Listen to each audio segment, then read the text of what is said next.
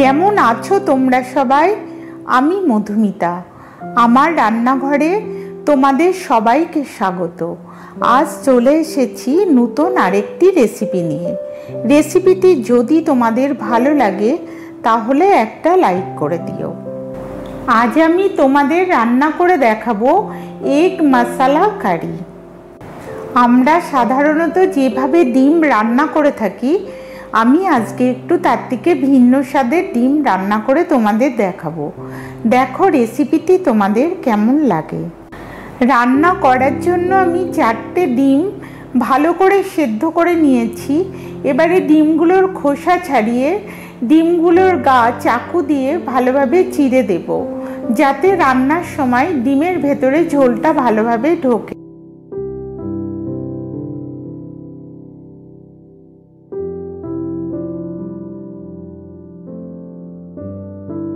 ডিমগুলোকে নুন, হলুদ ও লঙ্কার গুঁড়ো দিয়ে খুব ভালোভাবে আমি মাখিয়ে নেব।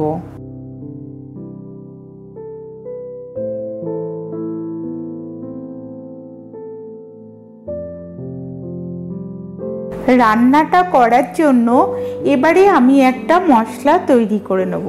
তার জন্য কড়াইতে প্রথমে সর্ষের তেল দিয়ে তার ভেতরে একটা পেঁয়াজ কুচি দিয়ে দেব, 2 ইঞ্চি আদা দেব, একটা টমেটো কুচি দেব, 5 থেকে 6টা রসুনের কোয়া দেব, 7 থেকে 8টা কাজু বাদাম, 5 থেকে 6টা কিশমিশ, 8 থেকে 10টা পামকিন সিড। চাইলে এটা তোমরা নাও দিতে পারো, তার বদলে তোমরা মগজও ইউজ করতে পারো। একটা এলাচ ও একটা দারচিনির টুকরো, আর দিয়ে দেব 2 থেকে 3টে কাঁচা লঙ্কা। এই মশলাগুলোকে আমি তেলে হালকাভাবে ভেজে নেব।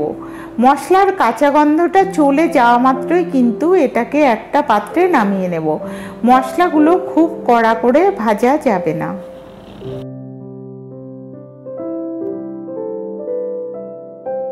মশলাগুলো ঠান্ডা হলে এগুলোকে মিক্সিতে দিয়ে একটা পেস্ট বানিয়ে নেব।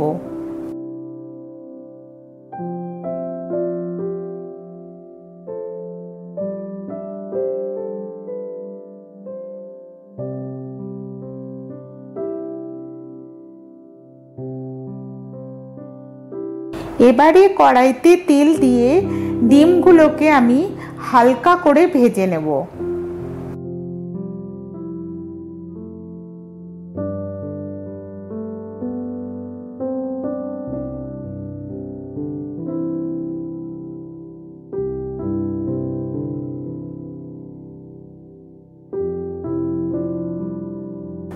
কড়াইতে তেল দিয়ে তার ভেতরে একটা বড় পেঁয়াজ কুচি করে রেখেছিলাম সেটা দিয়ে দেব ও সেটাকে ব্রাউন করে ভাজতে থাকবো। এর ভেতরে দিয়ে দেব 1 চামচ নুন, 1 চামচ হলুদ ও 1 চামচ লঙ্কার গুঁড়ো দিয়ে এগুলোকে খুব ভালোভাবে পেঁয়াজ ভাজার সাথে মিশিয়ে নেব।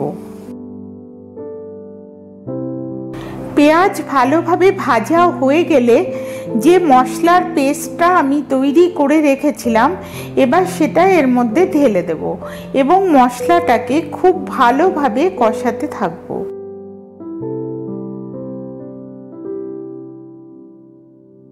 মশলাটা ভালোভাবে কষানো হয়ে গেছে।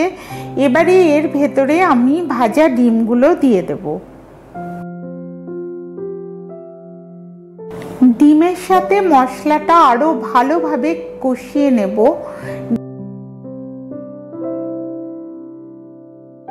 ডিমের সাথে মশলাটা কিন্তু খুব ভালোভাবে কষানো হয়ে গেছে।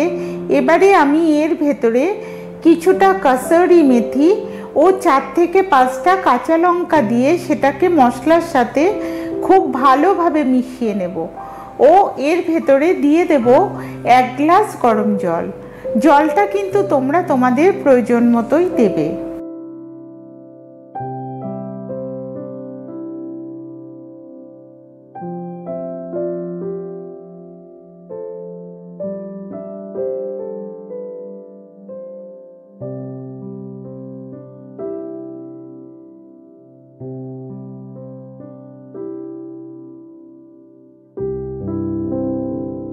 ঝোলটা ফুটে কিন্তু মাখো মাখো হয়ে এসেছে। আমার এগ মশলা কারিও কিন্তু তৈরি হয়ে গেছে। এবারে এর মধ্যে ধনেপাতা কুচি দিয়ে গ্যাসটাকে আমি অফ করে দেব। এই রান্নাটা কিন্তু ভাত, পোলাও, ফ্রাইড রাইস, পরোটা সব কিছুর সাথেই খুব ভালো লাগবে। তোমরা একবার করে খেয়ে দেখো। আজ এখানেই শেষ করছি। রান্নাটা তোমাদের কেমন লাগলো আমাকে জানাতে ভুলো না কিন্তু।